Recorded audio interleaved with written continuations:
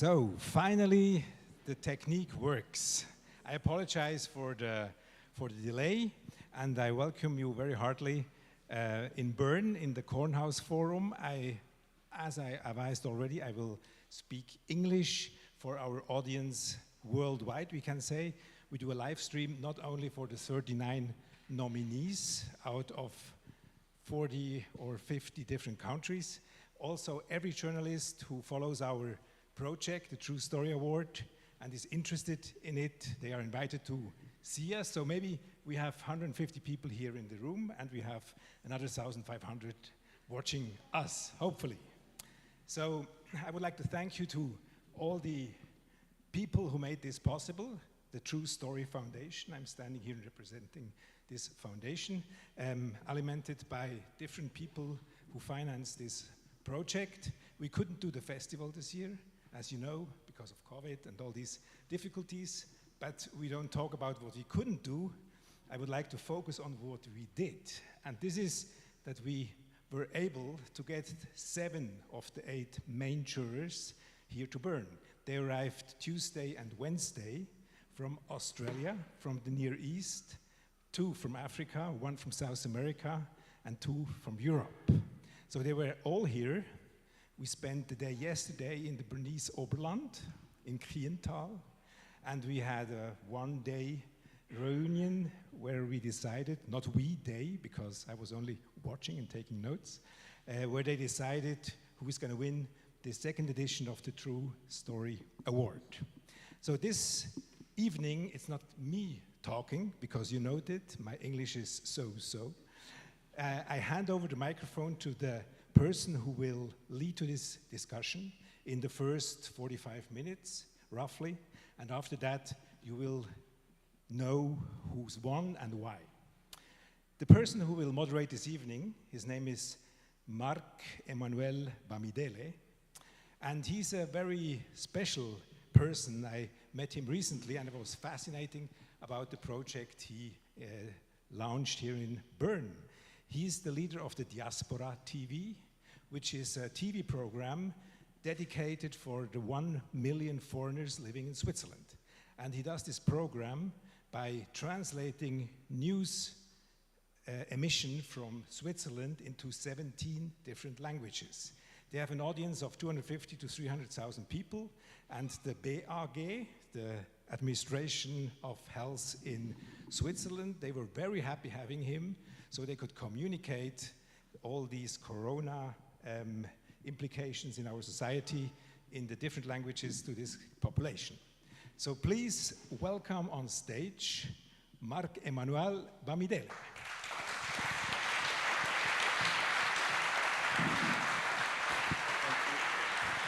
Thank you very much, Daniel.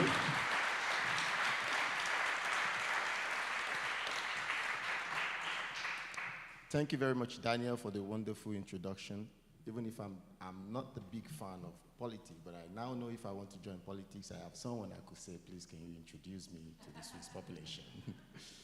Okay, it's my pleasure to stand before you tonight to host this wonderful event, which we all know, the True Story Award.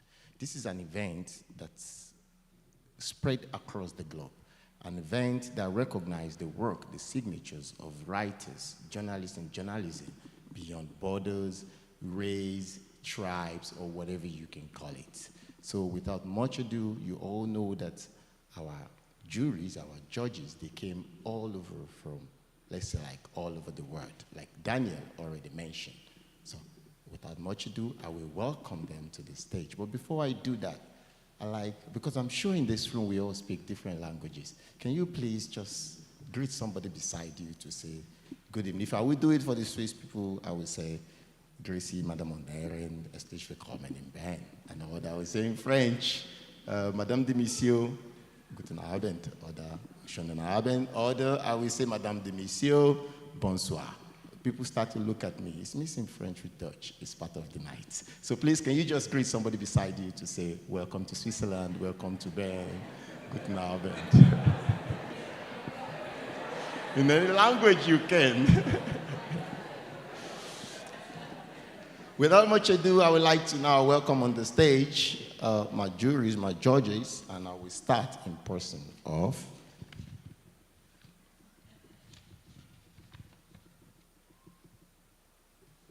Laila Guerrero. She came all the way from Argentina, but she's going to speak Spanish tonight, so kindly bear with us. A round of applause to welcome Laila Guerrero up to the stage.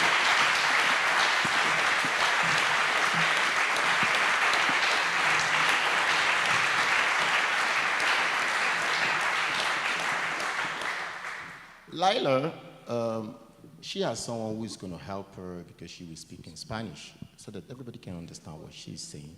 So she has an assistant. You're a VIP tonight. And my second person that I will welcome up to the stage is from France, and his name is Patrick Saint-Exupéry. Patrick, you are welcome to the stage, please.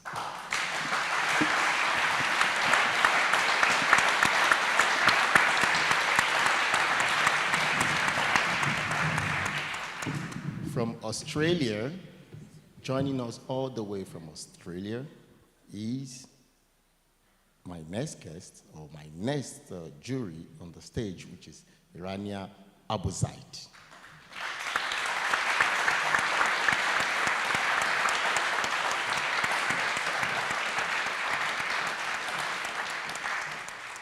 We have among us a veteran journalist, a book writer, a publisher, a renowned person all over the world who is also joining us from South Africa, originally from Somalia.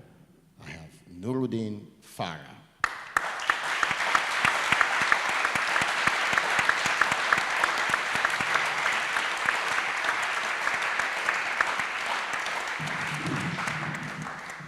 From London, we have someone who is going to join us, and her name is Ziaholu Guoi.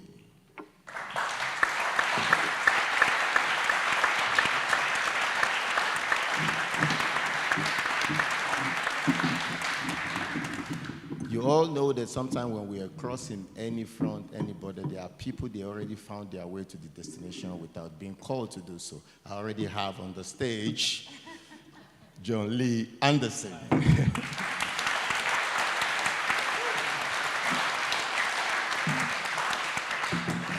So, ladies and gentlemen, you are welcome to the night. I will take my seat and we can dive into the night. Thank you.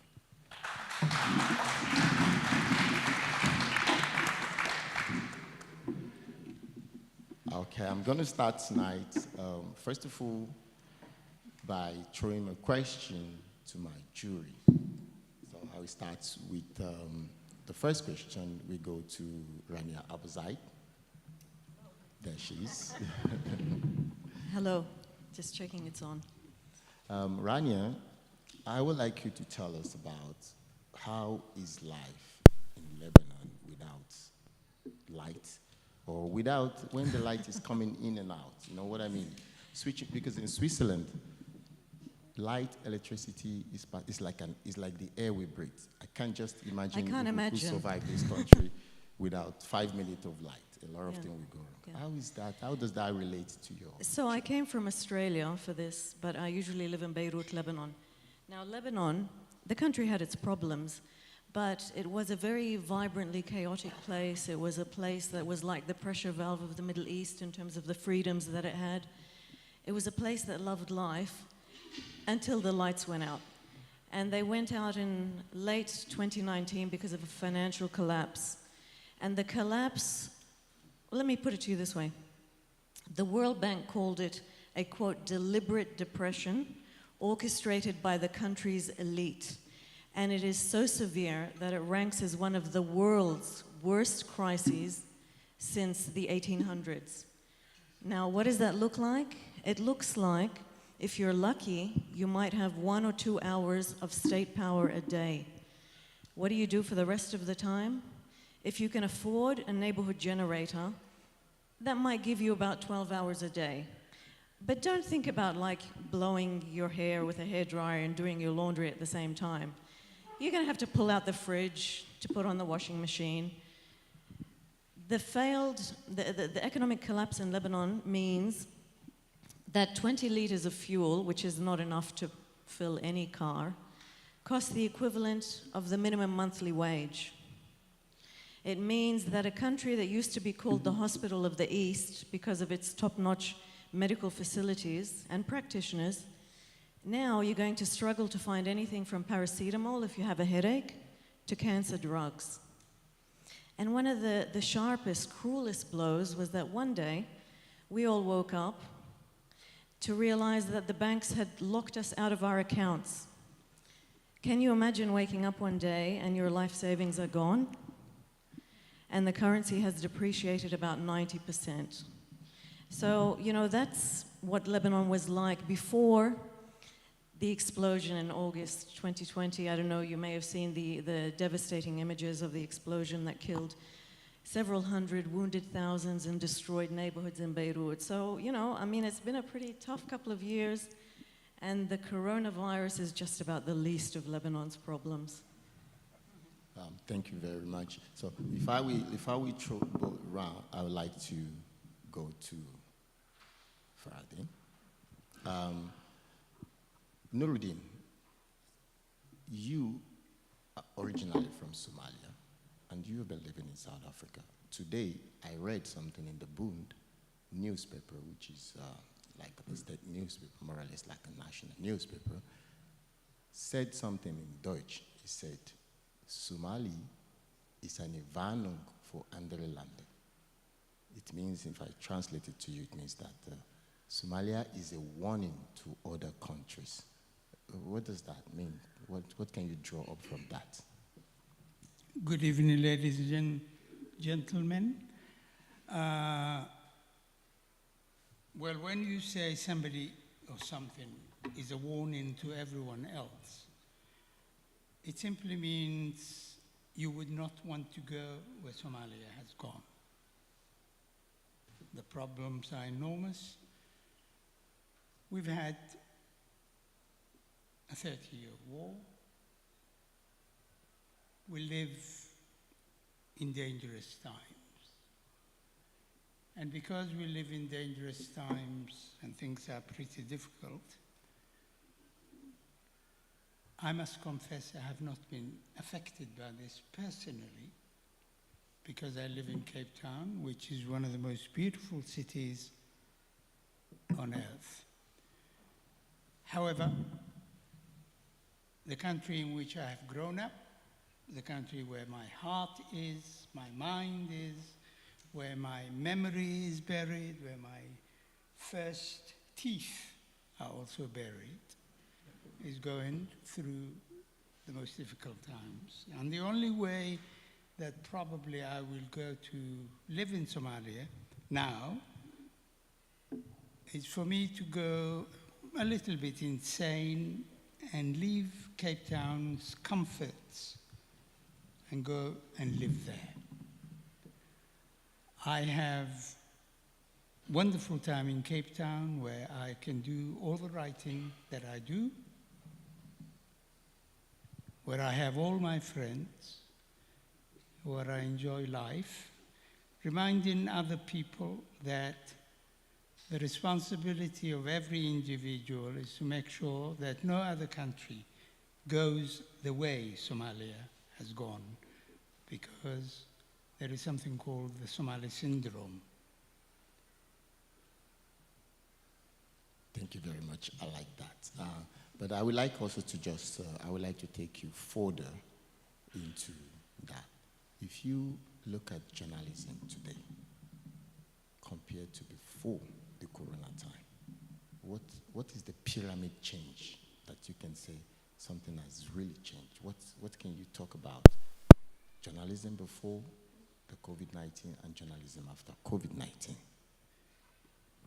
Well, I suppose journalism is easier to do, to pursue as a profession nowadays than it used to be before. For one thing, when I was younger, 20, 30 years ago, I worked on a typewriter. And when you wrote an article and you wanted to edit it, we used to cut pieces of paper and paste them together. Nowadays, the computer allows you to do all this with complete ease, one. Two, there is the misinformer, or the one that there is Google that will tell you everything that you need to know, including many lies. And therefore, journalism is a lot easier. If I want to find out about radio, television diaspora, all I have to do is to Google the name, and then I have it.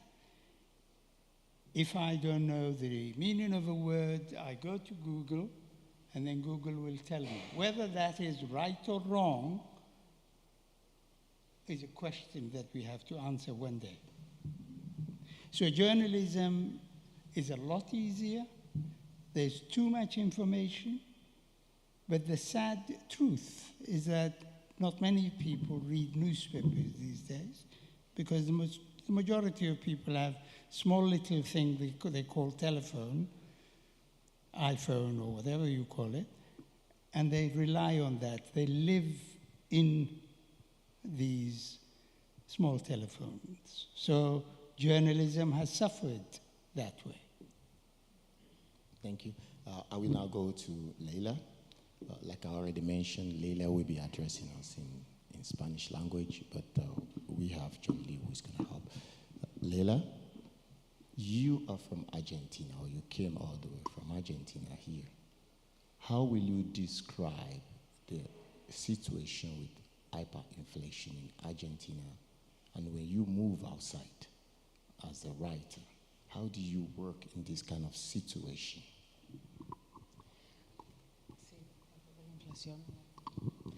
Hello, everybody. Good evening. And my good friend and colleague will translate me because I feel more comfortable in Spanish than in English, even when I speak English. Thank you, Shani. Everybody understood you. Well, this is an international festival or meeting, so we can speak in different languages. Yo nací en la Argentina y seguramente muy pocos de ustedes o quizás ninguno tengan la experiencia que yo tengo. Tengo 55 años, creo, y vi desde que nací o desde que recuerdo hasta ahora cambiar unas 7 veces de moneda la Argentina. So, I was born in Argentina. I'm 55 years old, and I think I've had an experience that few of you here present have probably had, which is that in the years I've been alive, the currency in my country has changed 5 times. The name, the denomination, the currency. Yes, from pesos argentinos, tu peso ley nacional 1800 no sé cuánto, tu australes, tu peso right now. Siempre que vengo a Europa o voy a Estados Unidos, me asombra ver que el precio del ticket del autobús, el precio de la lechuga, el precio de los hoteles, el precio de la comida es exactamente el mismo, año tras año tras año. Esa es una experiencia sorprendente que ustedes no tienen y espero que no tengan nunca. el hecho de que los sorprenda la estabilidad. She's always, whenever she comes to Europe, she's always surprised that the prices of things, whether it's the bus fare or the price of a head of lettuce, remains the same. And this surprise that she feels each time she rediscovers this European stability is something she thinks that's unique and that is probably not shared by, again, most people living, I guess you're speaking about Western Europe. Right. Yeah. Mm-hmm. Yeah. Vivir con inflación no solo significa que cuando uno va al mercado la comida está más cara, no solo significa que dentro de un mes uno va a pagar mucho más la renta, sino que también significa que uno nunca va a tener la certeza de tener un proyecto a futuro. Uno nunca va a poder sacar un crédito para comprar una casa porque no se puede comprometer a tener una economía estable. Se vive en la incertidumbre completa, todo el tiempo. The kind of inflation that she's grown up and spent her life within in Argentina has created a kind of condition in which future projects are always on hold. There's no certainty about future life. You can't go and ask for a loan to buy a house, for instance, because of the possibility that everything will be different in a month's time. So it's not only about making ends meet in a given month, it's about future projects, it's about the future itself. Con la inflación se vive un presente continuo y no hay nada más enloquecedor para una persona que vivir en un presente continuo y sin proyección a un futuro. Y para cerrar el tema, lo más triste de todo eso es que yo soy, y otras personas como yo, una enorme privilegiada, porque puedo estar en otros países, porque puedo viajar, porque puedo proyectar, porque tengo un salario que me permite hacerlo. Pero los más perjudicados por la inflación son las personas que menos tienen. Y en la Argentina tenemos un 42 o 43% de pobres en este momento. Y gran parte de eso está producido por la inflación. The result of this is that you live in an eternal present. And there's nothing more disconcerting than that. There's no expectation of future. And she feels very privileged because the way she earns her living means that she's able to live in a dignified way. She can travel, she can balance out her life in Argentina with trips like this one abroad, and she's able to make ends meet. But the majority of, significant minority, about 40 to 45% of Argentines don't have that ability and live in poverty, 40 to 45%. Yeah. And they are the most, of course, affected by inflation. And that's it. It's a sad story. So sorry. So, there you go. Thank you. Lugubre Argentina. Thank you very much. I'm now going to travel back to Europe now. So, Patrick, over to you. We have seen in the Ukrainian situation, it's like, we say that journalism is the lens through which everyone has to see the picture of the world. And it's nothing new, I'm sure, that you are aware that a lot of people are saying that how come that Ukrainians are welcome with the red carpets when humans are supposed to be humans? And France is also one of the countries who has been playing a role in this. How will you describe the role of Europe when it comes to refugee crisis? Well, in the Ukrainian crisis, Europe has a very important role. So many refugees did arrive in Europe, something like 7 million refugees arrived in Europe, and have been hosted, which was something very singular because our refugees from other continents who are not welcomed as the Ukrainians. So that's a singularity of that crisis. And in Ukraine right now, there are 7 million displaced people also. So it's a very hard aggression war from Russia. And Europe has a humanitarian role, but also a political role to act in this crisis in supporting Ukrainian people and government. France is not very good at that. Macron has been speaking of not humiliating Putin, and no one in France understood what did he mean, because someone who is attacking a country is looking for sort of humiliation, because it could be no way for a victory in this case. So what you're saying in effect is that the unity we are seeing is like a moral obligation of the Europeans for the European continent. Not only for Europe, but for the world. It's a real moral obligation, because it's impossible to accept nowadays a war of aggression. And that's exactly what have done the Russians, Putin regime, a war of aggression. Nowadays in Europe, is an aggression war acceptable? No, definitely not. So it's going to be a long war. It's going to run for a long time, and Europe has to be ready for that. John, I'm going to pass over to you.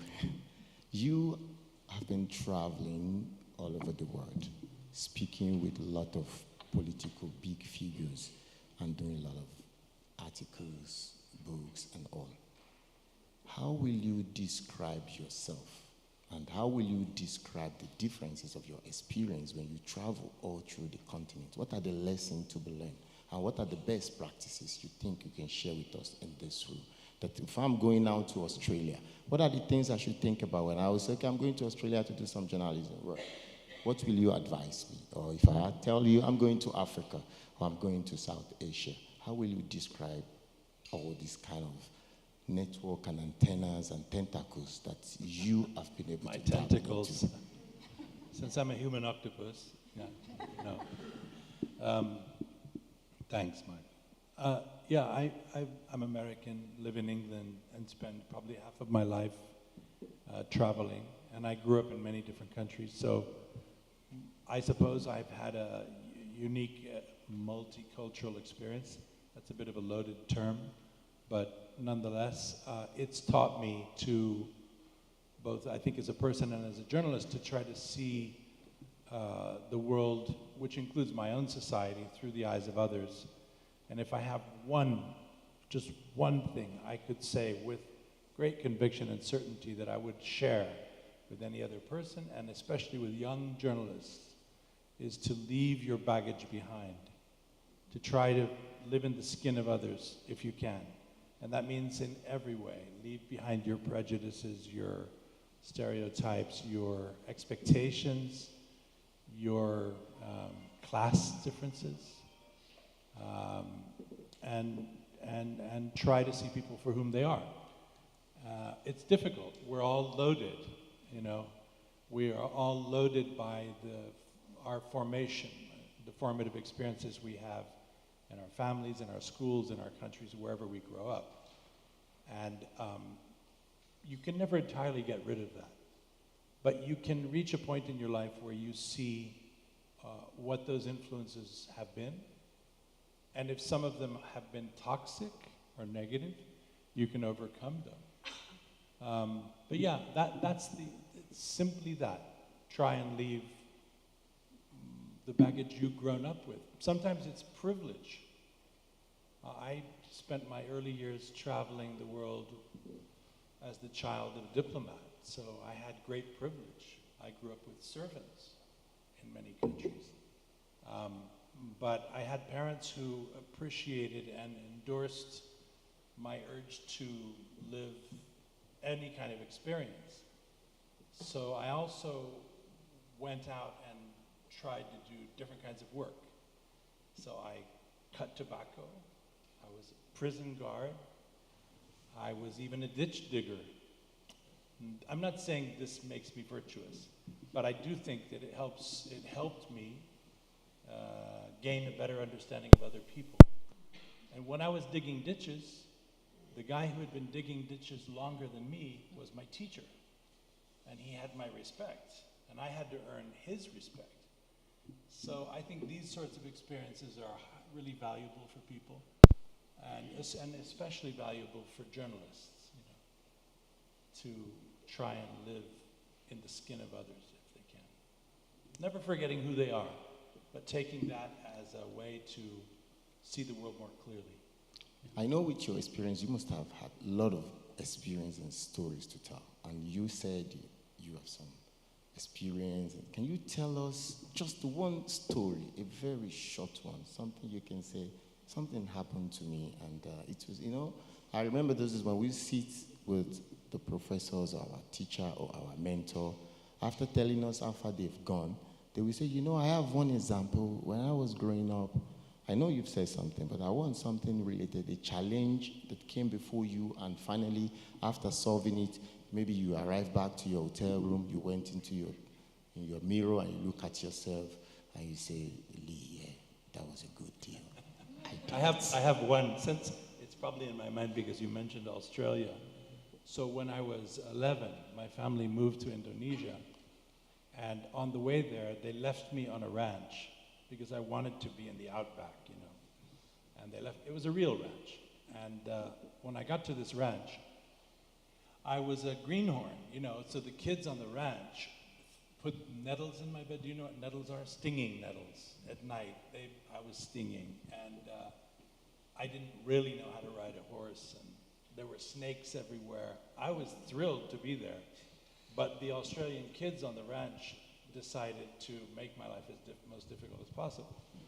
The father of the ranch, they had a herd of about 100 horses, and he said, "We have this horse. Nobody's been able to ride it for 2 years. It's a really bad-tempered horse. We call it, its name was Tinker, but they called it Stinker, because it was so foul-tempered. They said, if you can stay on it for 10 seconds, you can choose any horse on the ranch to ride while you're here." So he went away, and the kids, I was left alone with the kids. They made me get on this horse, bareback, holding onto the tail, backwards. I did it. The horse threw me 13 times. And nobody was counting the seconds of how many, if I stayed on 10 seconds or not. I don't think I did, not once. But finally the grandfather came. I kept getting back on the horse. At that age, you don't get hurt. You know what I mean? You just don't. You keep getting on. And he came and he watched. He must have watched me get thrown maybe 6 or 7 times, I guess. And finally he came and he said, "I think all together, you've stayed 10 seconds on the horse. Choose whichever horse you like." So I did. I chose a nice horse called Bluebell, and that was what I rode for the next month. The point of the story is persistence. Never give up. It's true. Never give up. That's it. Thank you so much. I like that. That's a nice story that will now turn the page to the side of a story writer. So, Xiaolu, you've published several books, and some of them are even in German. If you have to tell us about those books, if I tell you now, Xiaolu, pick your best three. I know you might tell me, "Oh, I love everything," but if you have to tell us about your best, most preferred 3 books, which of them and what are the contents? What makes them different? What makes them unique? And what makes them say, "Okay, I will tell you about these 3"?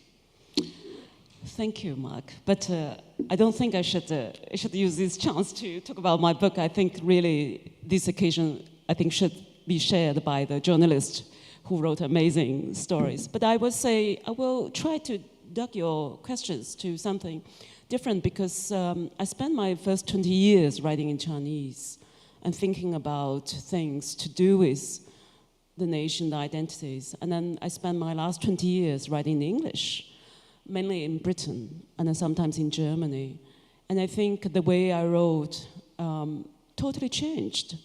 So I would say, you know, I agree language is identity, but also not. Because when you're writing in 2 languages, I think you gain different perspective and you gain more than 2 identities in a way. So I could say, you know, I could nominate 3 of my favorite books I wrote in English.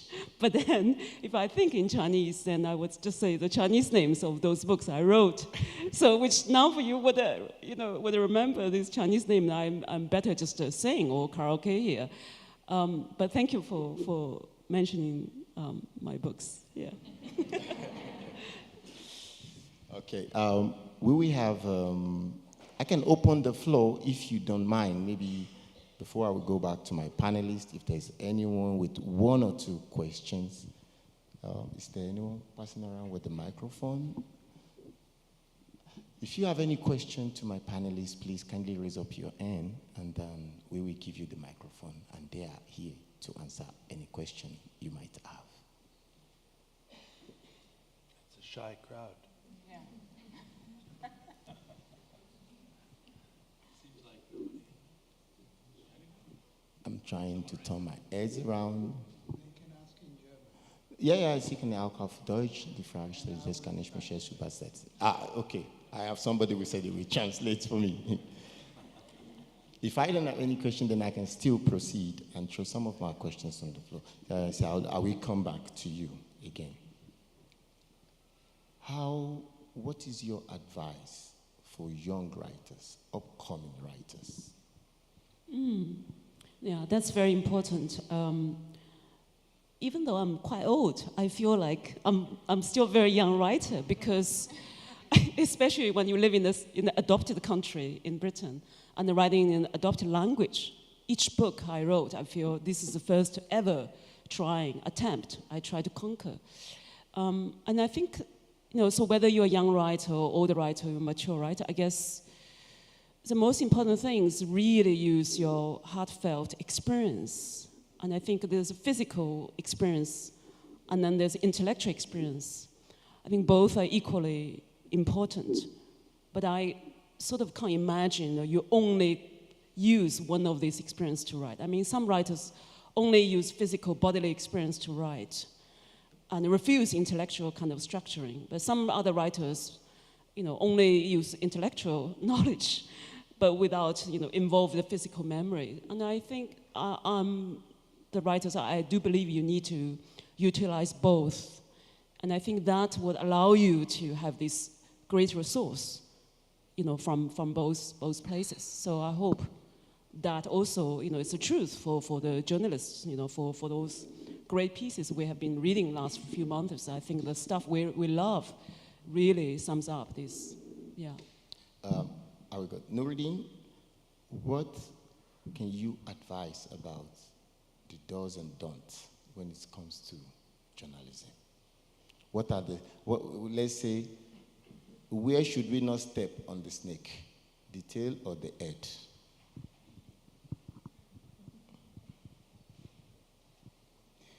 Well, not being a journalist myself,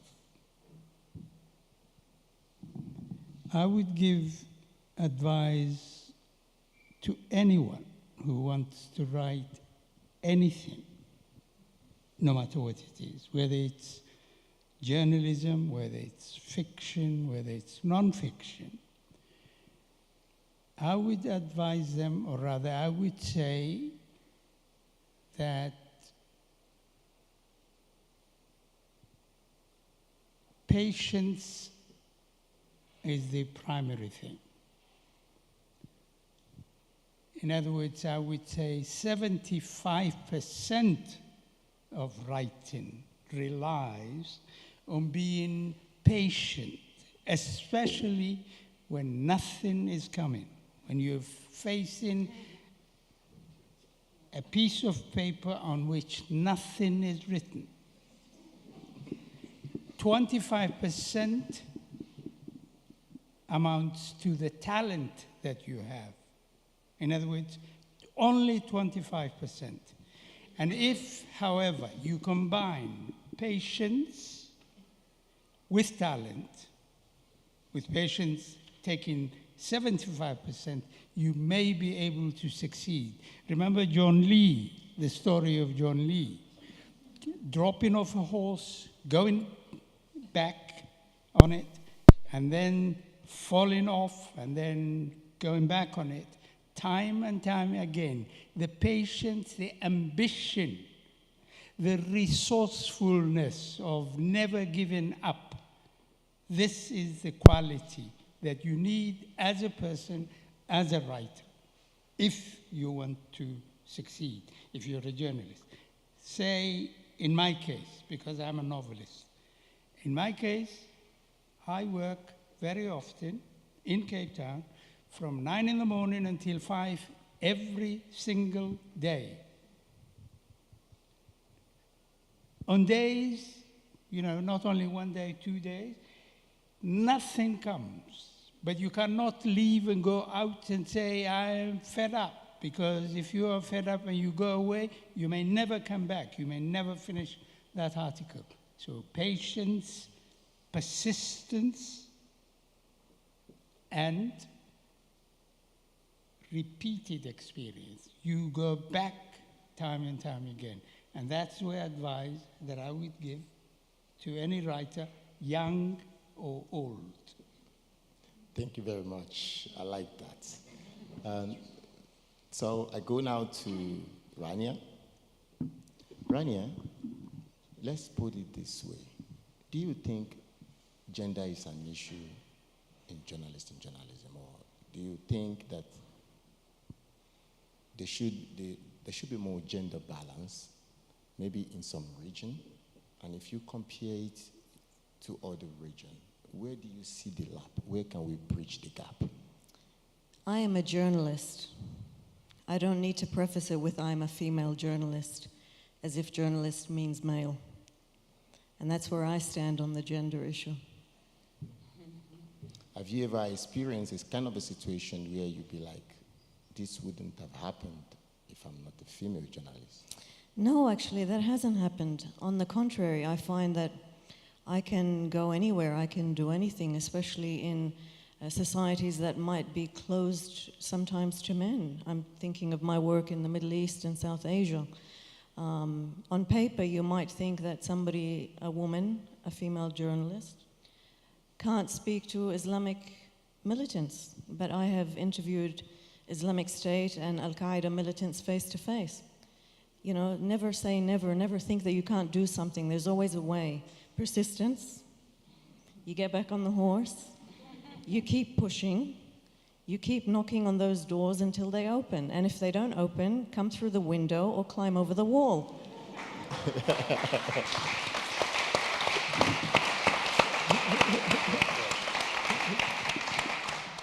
I like that. Okay. Patrick, you know, we understand something that if you look at the way journalists and journalism is fashioned in Europe, there are a lot of funds to support the work of journalists and journalism. With your experience, comparing to developing countries, where people need to sell fake story, fake news just to generate likes and sales hard on social media, because this is how they survive in some developing countries. You need to bring out fake story, propaganda, because that's what they think sells. How do you think Europe can contribute to balance this lack of funding, if there is any, in developing or the underdeveloped countries? Well, what a question, huh? And I'm very sorry, what a question. And to be frank, I don't have the answer. No, there's such a big gap between developed countries and other countries. So journalism in Africa is a very tough job. I know a lot of African journalists that are working in so bad conditions, but are still working. And what's very impressive, it's the way they want to do that, the way they want to give news to their people, the way they trust the job. And whatever the difficulties are, they are running and running and running and trying to do their best in a very bad environment.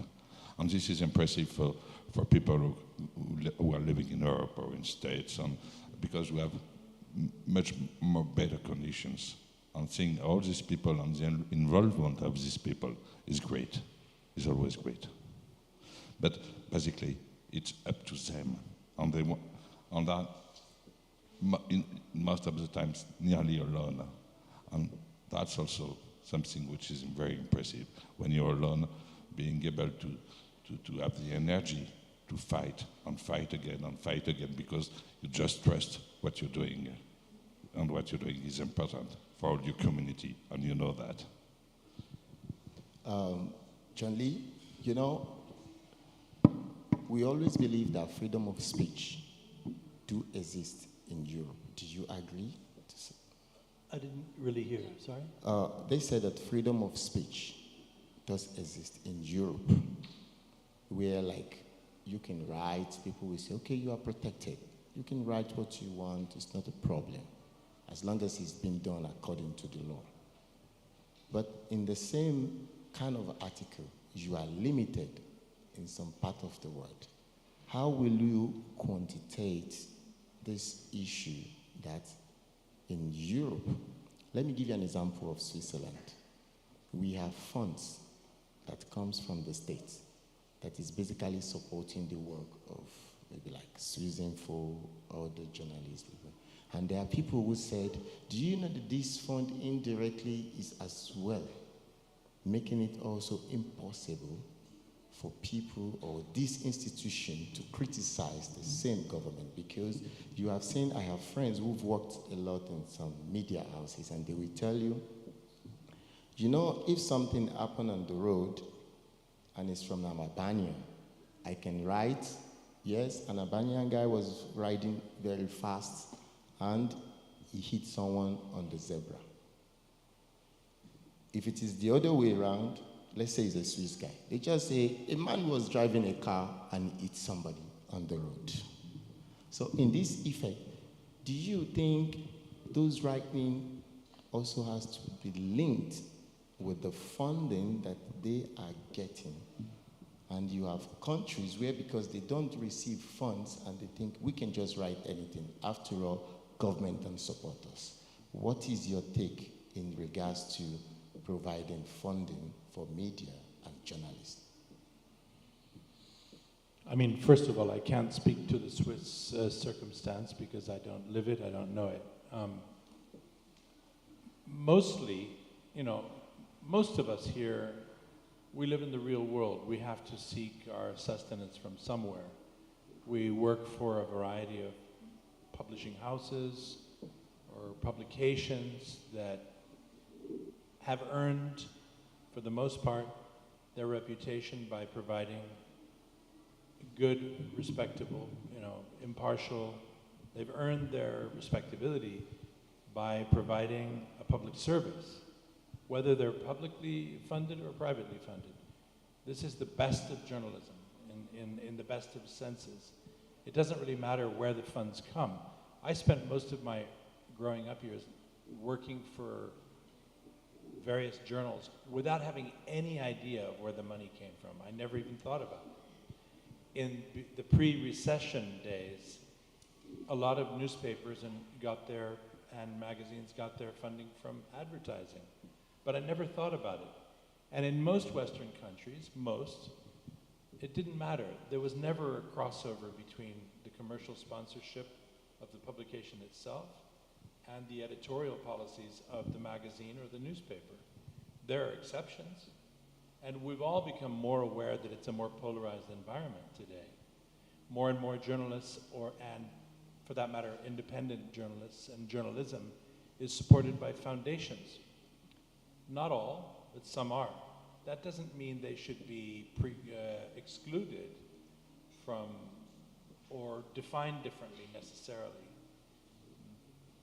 And but we're in a maybe an awkward time in terms of the flow and reception of public information. And we've seen how social media particularly has allowed public information and journalism to become something fought over, weaponized. And we've seen how our new streams of information, whether it's Twitter or WhatsApp or Facebook or even magazines and channels and so on, are sometimes used for propaganda purposes.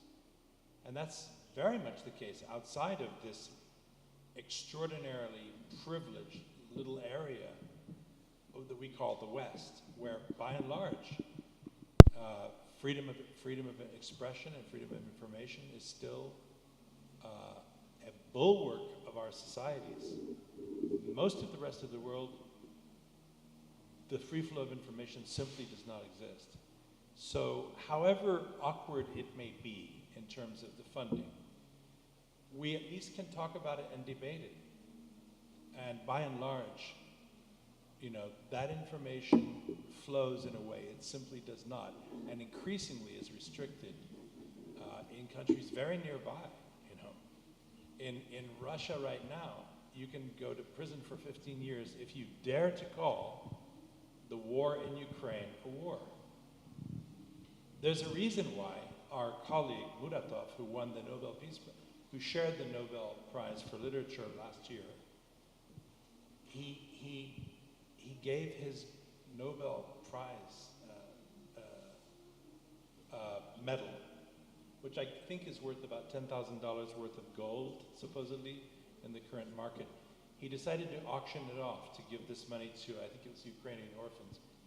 He made over, he didn't make it in the auction, over $100 million was raised.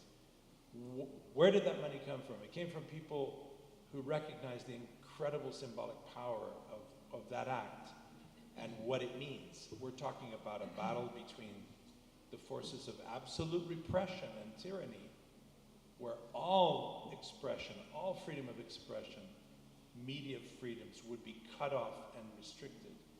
And this more awkward, but nonetheless, this attempt we have in the West to try to maintain that freedom. Sometimes it's an imperfect world we have, but it's the only one going. The other is the dungeon. Yeah, so anyway, that's what I would say. I totally agree with you in all those points you have made, because you have a question, young man. That's nice. I think, can I borrow your mic, please?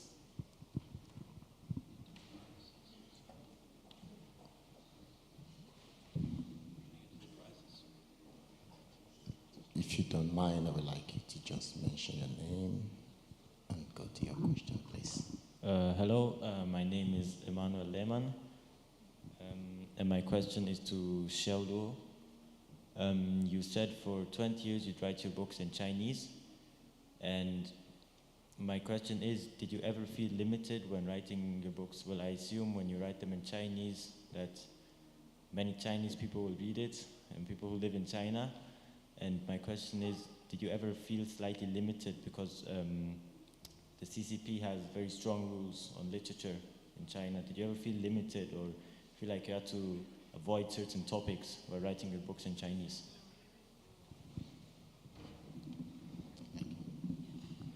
Thank you for the question. How many minutes we have before we announce the prize? So I could answer for 2 hours or 2 minutes, depends our limitation. It's all about limitation, as you suggested. Of course, I think when I was writing in Chinese, I think you do not have a certain reference you have in other language, especially English language. And I think also that time, you are sort of writing within the national identities. So you have no reference of what's the other voice and the reference would be. But once you left your country, whether you are a Iranian living in France, or I would say, a writer from Tanzania to live in Germany, you suddenly have this double perspective, or you change, or you maintain. But I think there's other limitation when I was writing in English, for example, is to lost forever my roots. If linguistic identity is your roots, which is huge for a writer, as Milan Kundera said, if you're a writer, language is your only identity. But I agree, but I also don't agree at the same time, because I think the identity is kind of cultural construction, which you can penetrate and destroy and reconstruct again and again, as long as you're alive, as long as you're reflective, as long as you challenge yourself all the time. So I see the both limitation and freedom in both language. I could be writing in Germany. In German, if I lived in Germany or Swiss German for 20 years, as I live in Britain nearly 20 years, and I see myself, could write in another language. But would I feel limitation? Yes, but different kind of limitation. The cultural resource, the reference, the old identities. But on the other hand, every language offers me such a freedom, because I get to write the themes, the stories I wouldn't think otherwise in other language. So it's an amazing, vast topic we can discuss afterwards, I hope. Thank you very much, Xiaolu. And thank you, Emmanuel, for the question. I have an opportunity to take one more question before we move into the award section of the night. Is there any question from anyone? Otherwise, it will be my pleasure to pass over to the next program. I can just take one more question, please.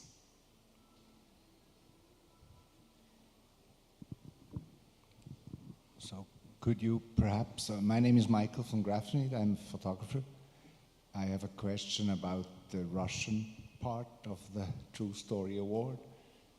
How many jury members you have, and how many texts you got into the competition?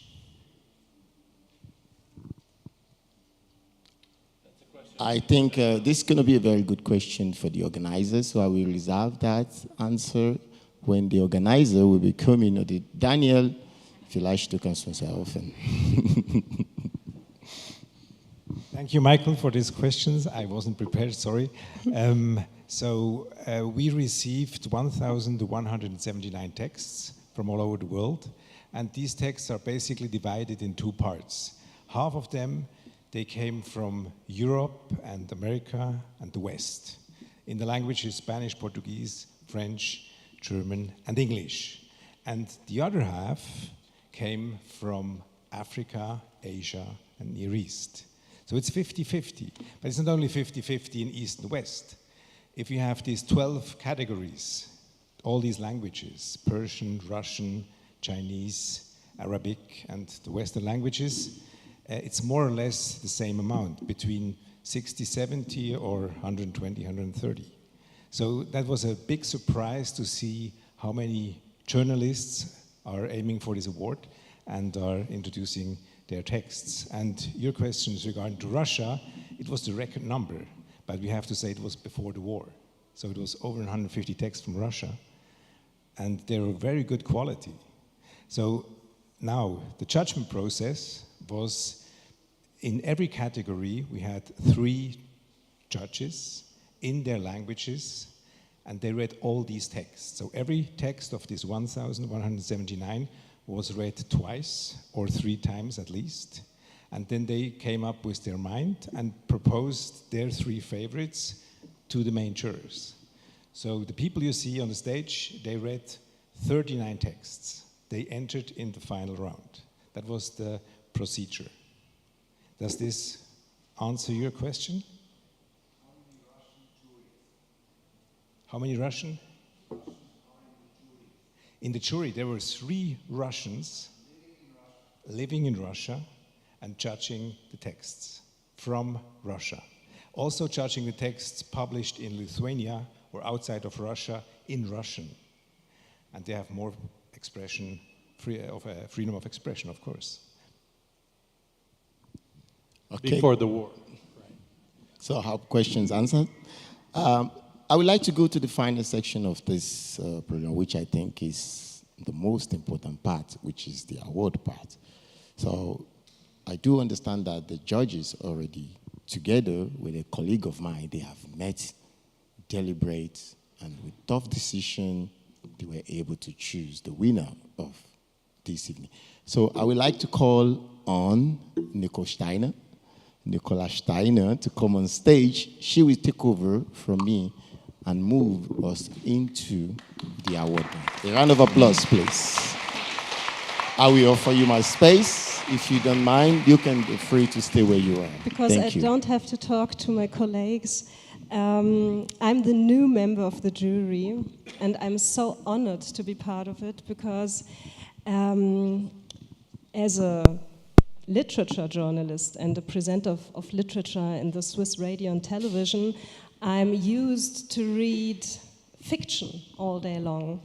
And it was so inspiring to read all the reportage for the True Story Award because they brought the world in real to me, the real reality, pure reality.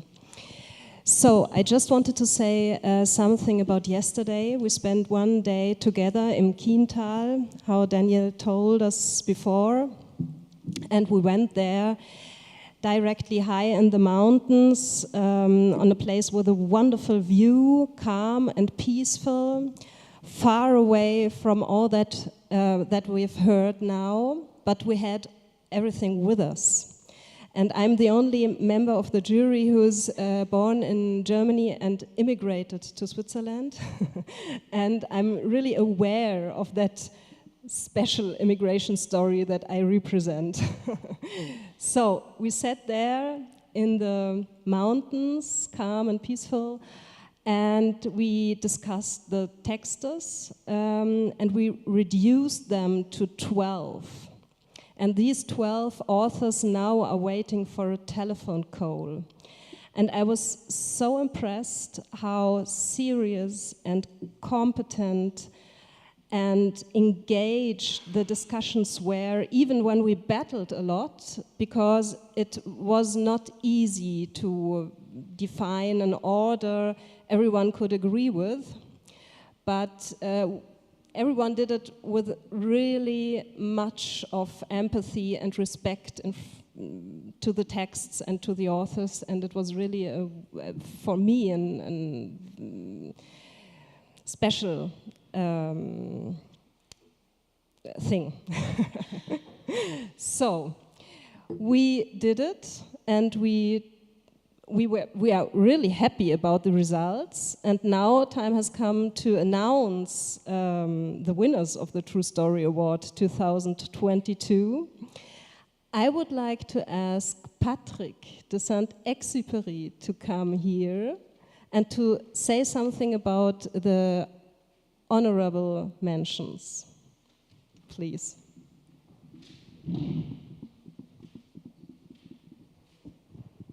Yes, hello again. Before going to the winner, no, we decided together that there will be 4 honorable mentions before the prize. So this is just the first honorable mention of 4. This honorable mention goes to Yulia Vyshnevetskaya and Misha Yashnov, Russian. They wrote a very nice piece, a great piece about art. Is art beauty or business? Or business? That was the occasion, because they saw a drawing, a painting on a prestigious German gallery. And the artist was described as a patient of a Soviet mental institution who had never received a formal education, and at the same moment of his life had been imprisoned by the regime. They were a bit surprised by that, and they made an inquiry. I'm not going to give the answer of the inquiry, but in short, this is really a great investigation in the art world, and it reads like a thriller. So, very well done. The title of this report is The Elusive Star of Soviet Art Brut. So many thanks. They really done very well done.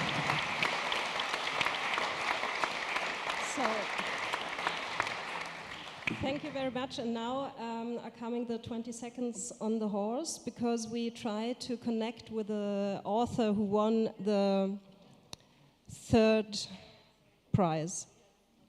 Oh, we have other ones. You have to mention all the ones. Okay, sorry. Shortly.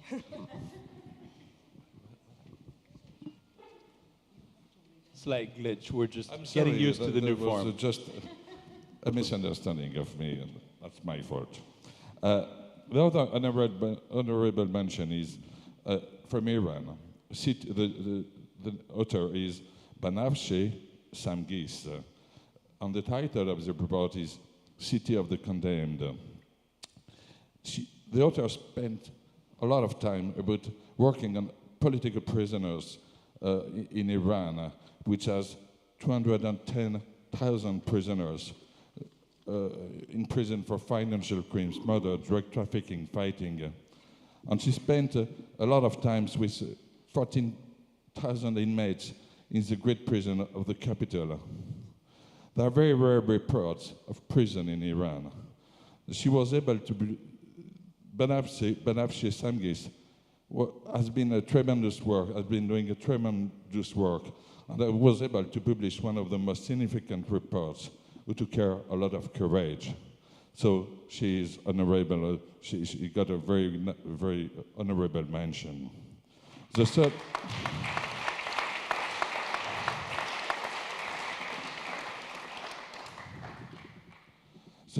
honorable mention is a Spanish text from Pablo de Llano.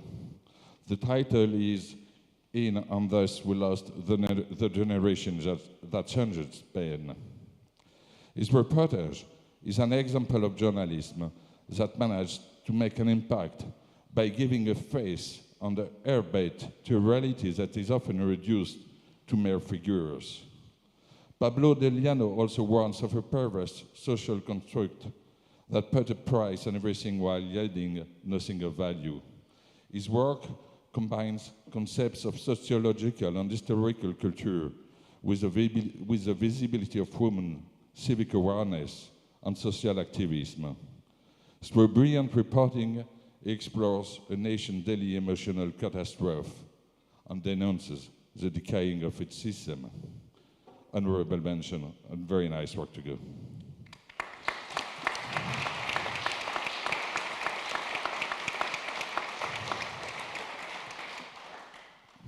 And the last honorable mention, the fourth one.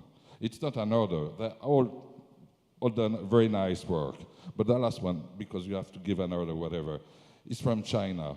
The author's name is Xiaoqing An. The title is The Cheap Poem on the Burial of Fallen Flowers, the Glue Applicator and the Love Letter. China remains a country with an overwhelmingly agricultural population.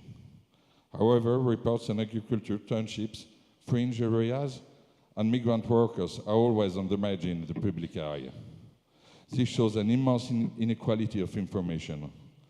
This article tells of a group of peasants who went to the cities to earn a living, and how they were given the opportunity to read in a small library, and through reading, changed their worldview, thus fulfilling a cultural life. This heartwarming story supplements Obia's blind spot and discover a way of changing social structures and solving social problems. Very well done.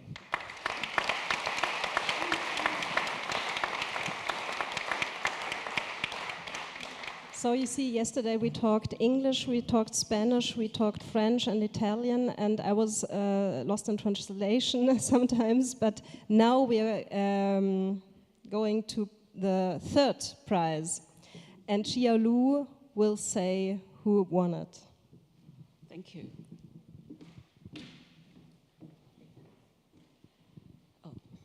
So the third prize of the True Story Award goes to powerful and a very personal account of a minority community in Burma, and how a school teacher tries to continue the memory and the presence of this community by telling the children their history and their narratives.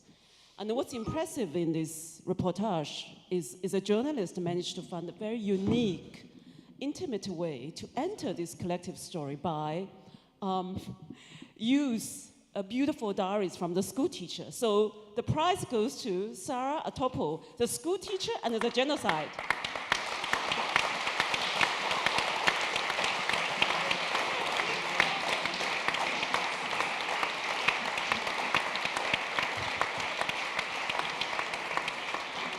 So Sarah, congratulations for your third prize.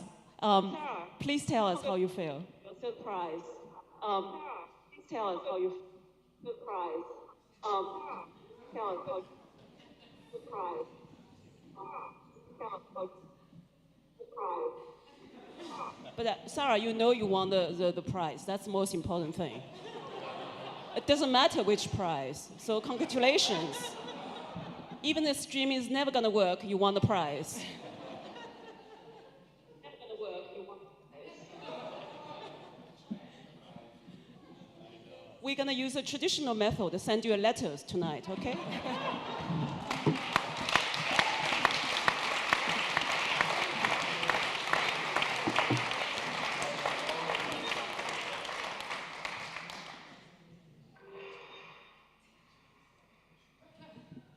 So that were the 20 seconds on a horse, because the connection is,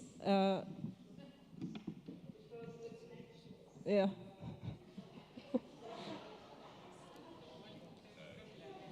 Can you hear us, Sarah Topol?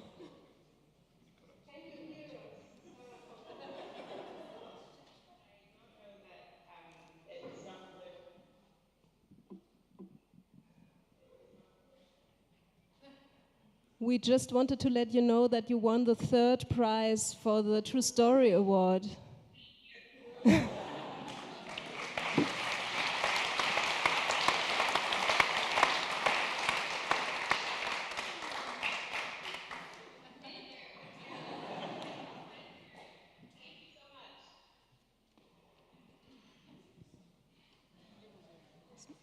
So I think we have to interrupt because it's such a bad connection that we are waiting for 20 seconds to understand you.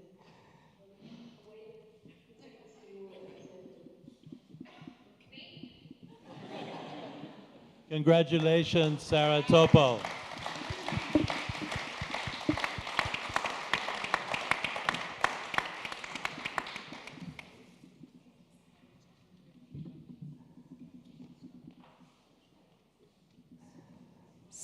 So I think before we announcing the second prize, we try to connect the author, and then Nuruddin tells us who won. Haha. Yeah, but you can tell her perhaps why she won the second prize.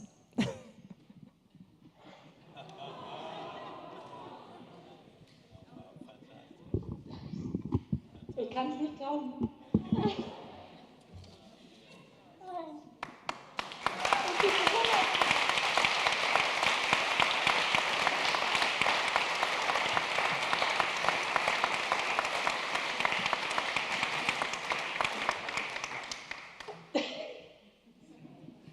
Well, the Ich kann es second nicht glauben. Das ist so toll. Hört man mich?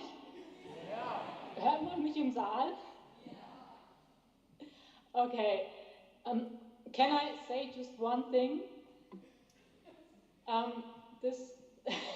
Thank you. The story is basically about my father. The jury knows the story, and it's my father committed suicide, and he committed it on the 23rd of June in 1994. So it was yesterday when you took your decision. It was the 28th anniversary of the death of my father. And this is for the story of my father. So it's very, very touching and moving. Thank you. I can't believe it. I can't believe it.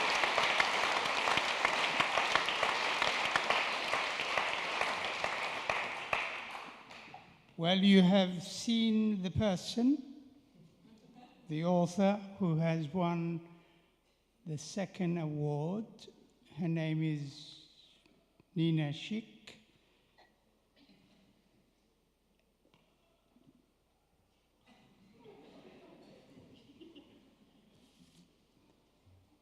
The essay is called Under the Cross, and it is a unique essay, written in a very personal way.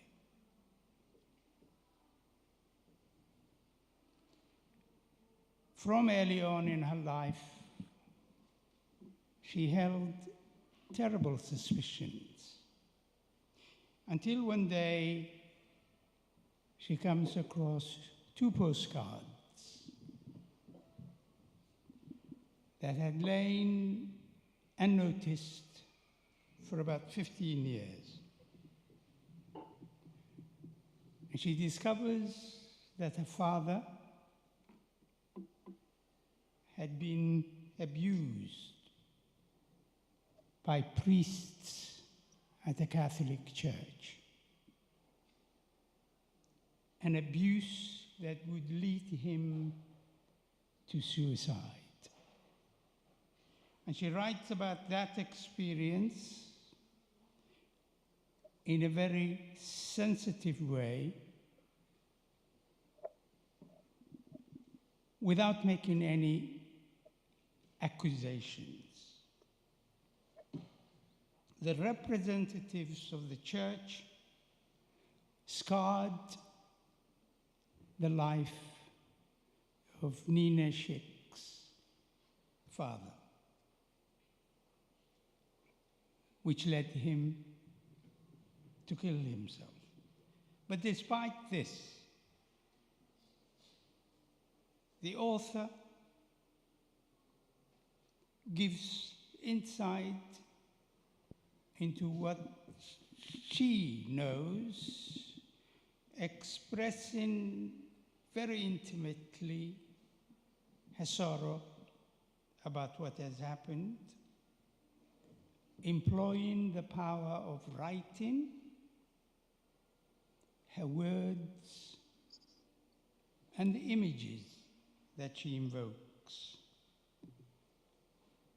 In general, the writing is subtle, beautifully done.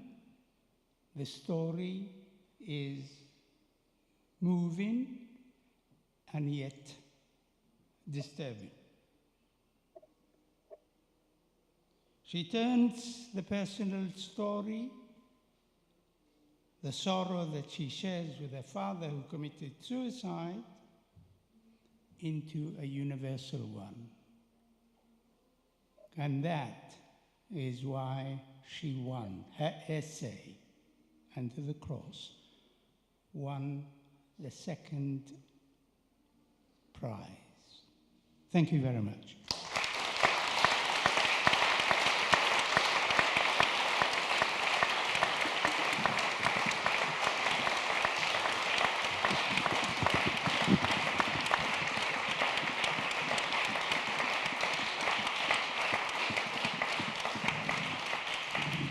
Congratulations, Nina Schick. Now we are interrupting the connection for the next prize. Very, very well done. So, and now we are coming to the first prize, and John Lee will tell us who won when we are connected with the author.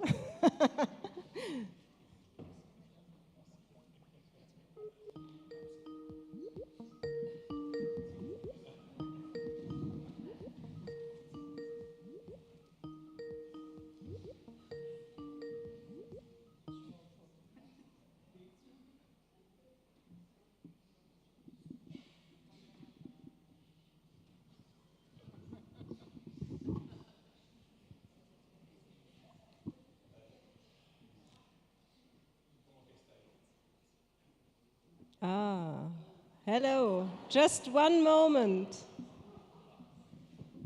Hola. Hola, Jacobo. Hola. Soy John Lee. Hola. ¿Qué tal? ¿Dónde estás?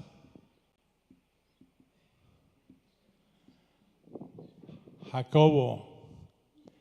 We're calling you from Bern. Hola, hola. Hola, hola. We wanted. Hola, hola. ¿Qué tal?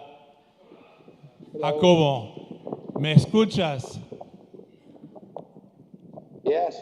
Can you hear me? Good. I'm going to speak in English because I have an audience here of English speakers. We wanted you to know, we would like you to know that you have won the first prize of the True Story Award 2022.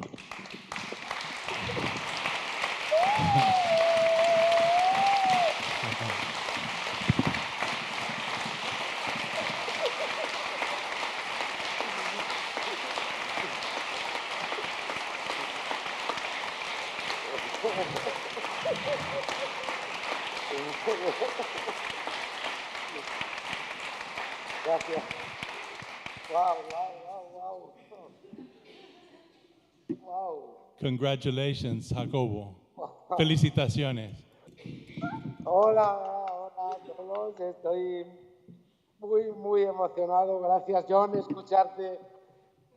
escucharos a todos. Many thanks to the True Story Award organizers, to the members of the jury, and to the rest of participants. I have proven with the submission the high quality of this award. I feel extremely proud and happy to have been selected to be here, and thankful with my newspaper, El País, that allowed the luxury of several weeks to doing this report. Is a real luxury. I think it's especially relevant to recognize the journalist work done in Latin America today, because now it's harder than ever to practice this profession in the region with the narco taking reporters, government's power closing up spaces, and the media outlets that implies us going through a huge crisis. Really, in Latin America, it's a hard time to be a journalist, and really I feel like one of those. Thanks. You're welcome. Congratulations again.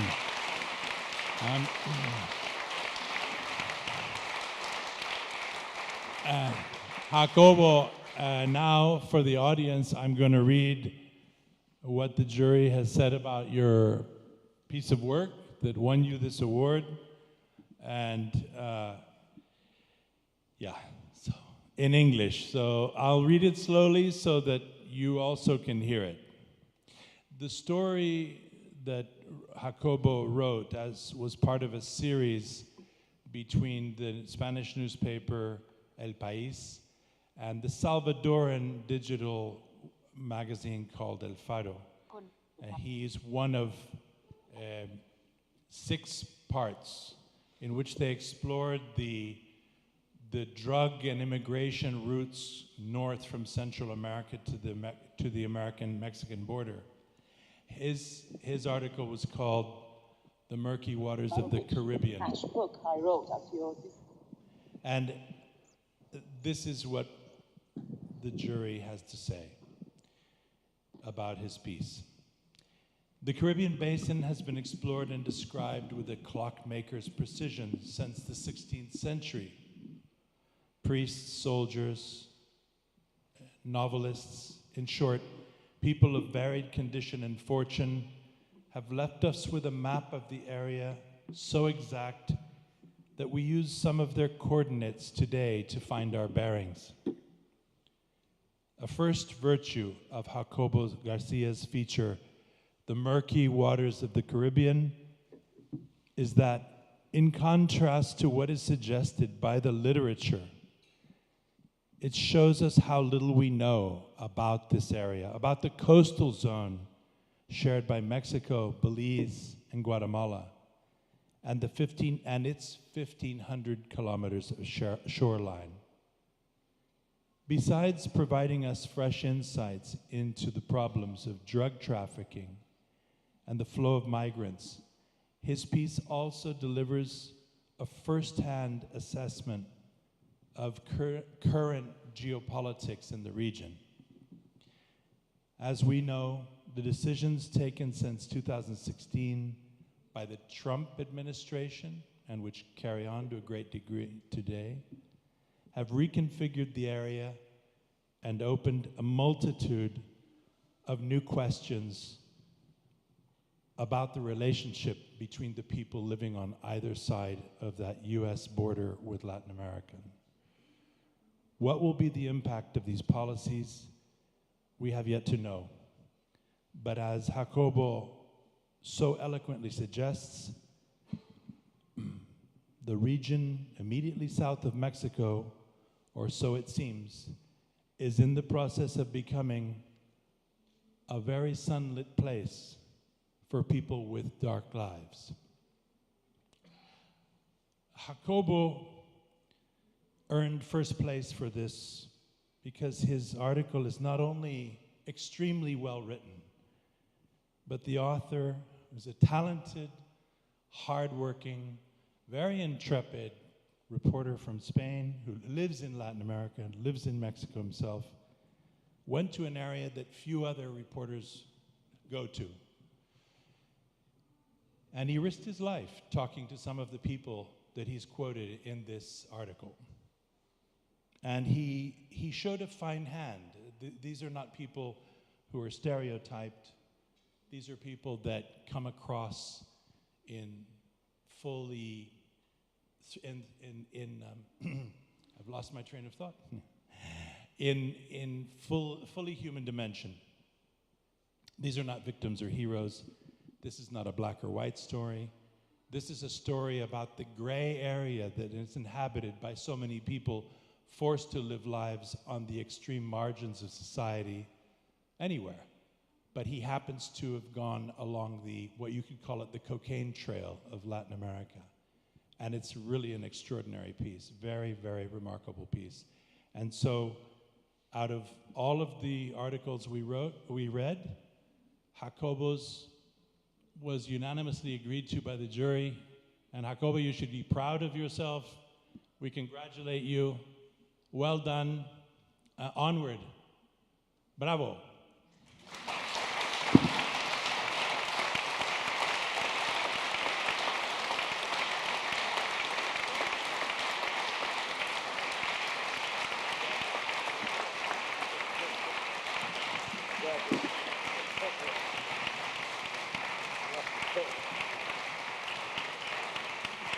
Gracias. Thank you. Thanks a lot. Thanks a lot. And John, you described so fine. How is our problems now? No, you know. And really thanks everybody, because I feel so proud to read the rest of the colleagues. Was a really, really high level. I'm surprised, and I'm happy and listening you how you describe the work. Really the great areas, the place where Donald Trump wants they look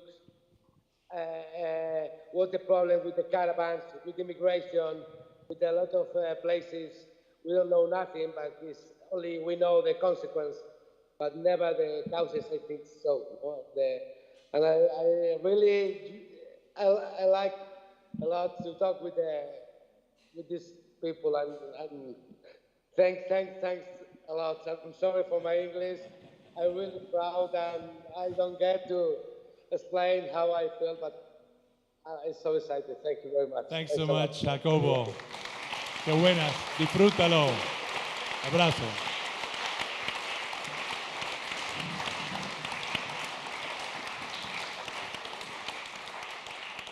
So, thank you very much for all the presentation. I would like to give the microphone for the last words to Daniel.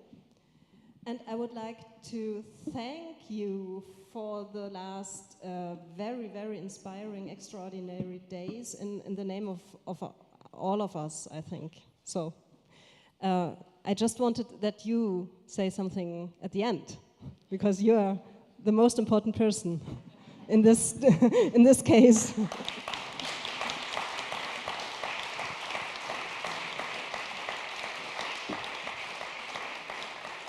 I can assure you that I'm definitely not the most important person.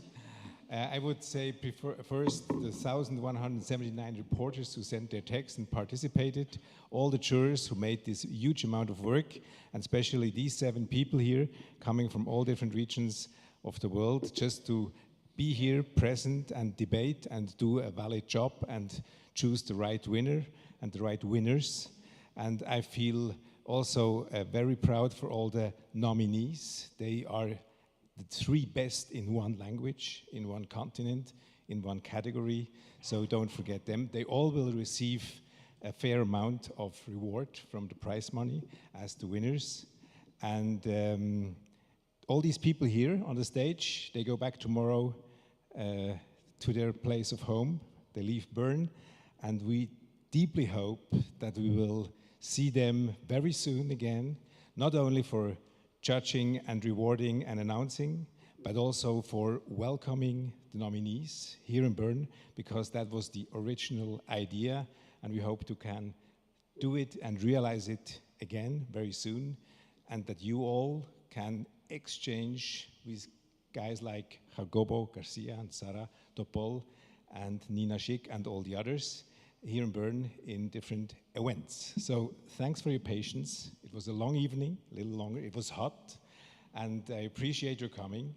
Thanks everybody who was on the live stream watching us. And now I wish you a wonderful rest of the evening. And thank you, my main jury, coming to Bern and do all this great work for this award, and hope to see you very soon. Thank you.